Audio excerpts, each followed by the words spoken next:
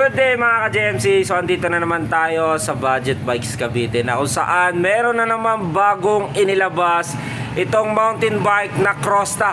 Ayan, so meron na po ang mga dating mga bike check ng mga lumabas ng Crosta. So medyo marami-rami na rin po yun. Panoorin nyo na lang kung ano yung difference dito sa bagong labas na naman ni Crosta MTB 29er.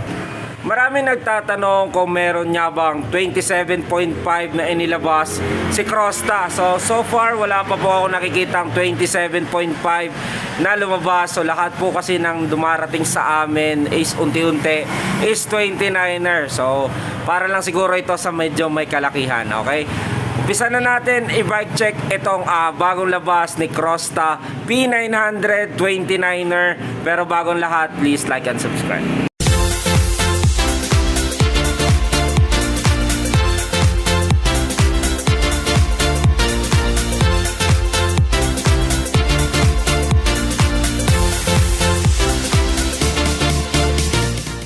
Okay, subukan natin timbangin itong Crosta P900 na 29er natin mga ka-JMC. Ayan, so ito may timbangan tayo. So umpisa na natin. Okay, so lumabas dito ay nasa 14.5. Susubukan ulit natin. Second try. Wait lang. So yan, so naglalaro siya ng 14.5 to 15 kg. Ito, si Crosta P900 29er. Good day mga ka-JMC. So meron naman tayong bagong iba-bike check. So bagong labas ni Crosta MTB. Crosta, ikaw na. So parami ng parami ang dumarating sa ating Crosta, no? So magkano nga ba itong bagong labas natin na Crosta P900? So umpisa na natin i-bike check itong bike na to. Okay, si Crosta P900 natin ay 29er. So lahat naman ng lumabas natin ng Crosta na mountain bike ay 29er. So far wala pang pong lumabas na 27.5 na para sa inyo. Pero ito, si Crosta natin na mountain bike ay 29er medium frame. Ayan, alloy frame po ito mga ka-JMC. So mapapansin nyo yung kanyang frame, glossy black with yellow green color combination. Ayan, so dito sa kanyang frame, ayan, smooth weld. And din dito sa kanyang top tube, ayan, may mga konting design yan dito. So dito nakalagay naman yung size ng bike na to ay 29ers. So dito, MTB, enjoy the excitement of sports. Ayan. So dito naman tayo sa kanyang down tube. So dito nakalagay yung Crosta na brand niya. Ayan. So Crosta MTB mga ka-JMC. Dito lang ako worry o hindi ako familiar sa ganitong klase ng frame, no? Pero based doon sa chinek ko sa kanya ay alloy po ito. Pero may nakalagay kasi sa kanya dito na MCF yung monocoque carbon frame. So yan, nakalagay sa kanya ay monocoque carbon frame. Pero nung chinek ko ay hindi siya carbon. Siguro yung pagkagawa lang sa kanya. Ayan, yung parang pay ganito kasi design. May napansin kasi ako dati sa mga carbon, yung ganitong pay pa-curve dito, no. Yan, yung design na ganyan. Parang mostly sa carbon ko lang din nakikita yan. Yung may mga ganyang design. Pero ito ay alloy, no, mga ka-JMC. Itong mountain bike natin na CP900 Mountain Race 1. So nakalagay dito sa kanyang top tube. Okay, continuous tayo, no? So dito naman tayo sa kanyang seat stay. So dito nakalagay sa kanya yung sport and leisure. Ayan, so bakit ko sinabi ko na rin na alloy ito? Kasi meron niyang drop out na alloy. Ayan, so ito yung drop out nya, yan na rin po yung naging basihan ko kung bakit nasabi siya na alloy. Kasi yung mga carbon mostly separate yung ano nito, yung drop out, ibang klase. So ito yung katulad lang din siya ng mountain bike natin na alloy. Okay, so continuous tayo. Dito naman tayo sa kanyang chainstay. Dito nakalagay yung super light technology. So medyo malapad-lapad yung frame niya dito. JMC. So dito, continuous. So dito, quick release na rin po yung kanyang seat post. Alloy na rin po yan. Size na kanyang seat post ay 27.2. Alloy po ito mga JMC. Naka back sweep na rin yan. Yung kanyang pedal ay stock pedal. Ito po ay bakal pa. Then yung kanyang saddle ay Crosta brand na rin po yan. Okay, so dito tayo sa kanyang dive train. So yung ito po, yung kanyang crank ay Halotech na. Ayan, so meron niyang lagusan dito sa kabilang mundo. Ayan, kung mapapansin nyo, no? So kitang kita ay sa kabila. So ito ay Halotech. Ito ay alloy na. Ayan, kung mapapansin nyo, bakit ko nasabi Halotech? Ayan, syempre, ayan po yung forma ng Halotech. So merong square type, merong Halotech. Yan po yung upgraded version ng crank natin, no, mga ka-JMC. Yung chainring nito ay 36 teeth. Ayan, so hindi ko lang ma-sure kung anong size ng BCD nito. Kasi wala siya nakalagay, pero nung binilang ko kasi itong yung kanyang teeth ay 36, mga ka-JMC. Yung chain naman na ginamit dito ay YBN. Ito ay naka 1x12 speed, so RX12 Sensa yung ginamit dito, no. So dito naman sa kanyang frame, ayan, so yung frame nito ay design lang talaga siya doon sa 1x. So wala akong nakikita na pwedeng daanan ng FD. Ayan, wala talaga. Malinis. Ayan, isa din pong basihan kaya sinabi ko siya na alloy. Ayan po, kung mapapansin nyo, ayan, may bakas pa rin ang pinagka-weldingan dito sa ilalim. Ayan. So dito naman tayo sa kanyang RD. Ayan, gaya ng sabi ko kanina, RX12. Ito ay Sensa. Ayan, so mapapansin nyo, Sensa na nakalagay. 12 speed. Then ito, yung sprocket nya ay cassette type, 12 speed, 11 to 50 teeth. Check natin kung anong brand. Ayan, yung kanyang sprocket ay walang brand ko, hindi ko makita, no? Ayan, hindi ko siya makita kung hindi ko maninag kung anong klase ng brand nya. Yung hub naman ito ay alloy na rin. Then yung rim nya ay alloy Crosta din ng brand. Gulong na ginamit sa kanya ay Kenda. Ayan, Kenda po yung nakalagay nito, no?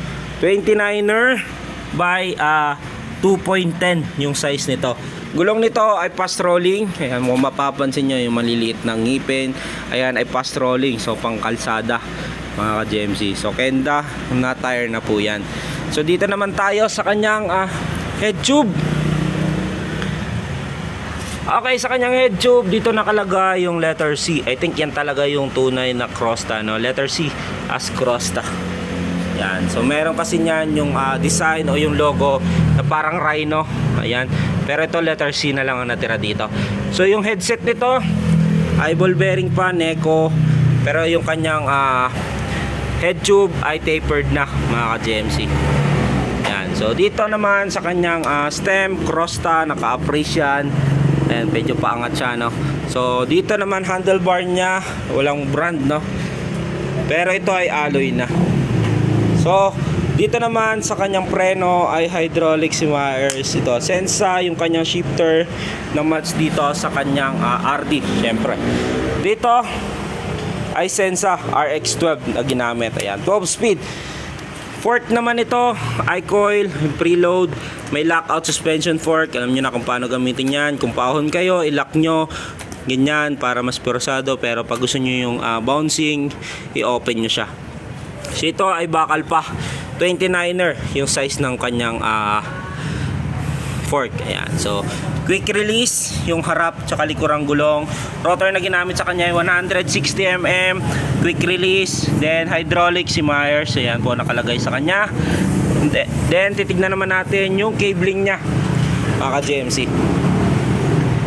Okay, so cabling nito, ayan, syempre yung hydraulic nya sa unahan, syempre dadaan yan dito sa kanyang fork. Ayan, so patagos naman yan dito. Ayan, kung mapapansin nyo, hydraulic, wala kayong makikita ang cable, no? So brake fluid yung ginamit yan. So dito naman sa kanyang preno sa likuran, yung preno sa likuran nito ay dumaan dito sa kanyang down tube. So yan po, naka-design talaga siya para dito sa ilalim. So hindi mo rin siya kayang ipasok dito kasi medyo maliit yung butas niyan. So design talaga siya, kaya meron siya talagang daanan dito. Okay? So So dito naman tayo sa kanyang shifter papunta doon sa RD niya. So dumaan yan dito sa kabila. Ayan, so dito dumaan yan sa kabila papunta doon sa kanyang RD. Ayan, latagos siyang kasis dito sa ilalim. Okay. Okay, kung matitignan naman natin dito sa kabilang side niya. So dito ay linis din, no? Maganda. Yung isang klase lang dito, yung napansin ko dito, may kasama sang side stand. Ayan, so bihirang-bihira yan lalo sa mga mountain bike na mga formado. Bihirang-bihira yan kasi mostly yung mga nag-rides talaga ng mountain bike ay wala nang mga side stand, pero meron pa rin mga gumagamit na side stand. So ito may kasama na. So mga ayaw ng side stand, so remove nyo na lang, gamitan na lang ng Allen wrench yan para may remove, no? Ayan, so magkano nga ba yung presyo nitong Crosta P900 naka 1x 12 speed alloy yung kanyang frame? Okay, so presyo nito mga ka-GMC is SRP 12,000 pesos with 6 freebies, club tube, machine guard, arm sleeve, taillight, battle cage or helmet.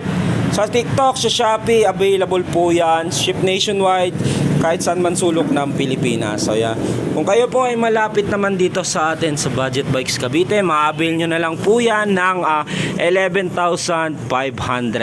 Okay, so yan po si Crosta P900. So subukan na rin natin siya timbangin, no, para malaman natin yung tunay na bigat nito. Okay, subukan natin timbangin itong Crosta P900 na 29er natin mga ka-GMC. Ayan, so ito may timbangan tayo. So umpisa na natin. Okay, so lumabas dito ay nasa 14.5. Susubukan ulit natin. Second try. Wait lang. Ayan. So yan. So naglalaro siya ng 14.5 to 15 kg. Ito si Crosta P900 29er. Okay, natapos na tayo i-bike check itong Crosta P900 na bagong labas na naman ni Crosta 29er. Ayan, MTB po ito na 29er mountain bike. So comment down below kung kamusta o kung okay sa inyo yung presyo niya versus doon sa kanyang specs. Ayan. Okay, yung Crosta natin ay nagtitimbang ng 14.5 to 15 kg. Ayan. So, try natin ang dalawa. So, doon lang din po maglalaro yan. So, comment down below na lang kung okay sa inyo to. And don't forget to like and subscribe.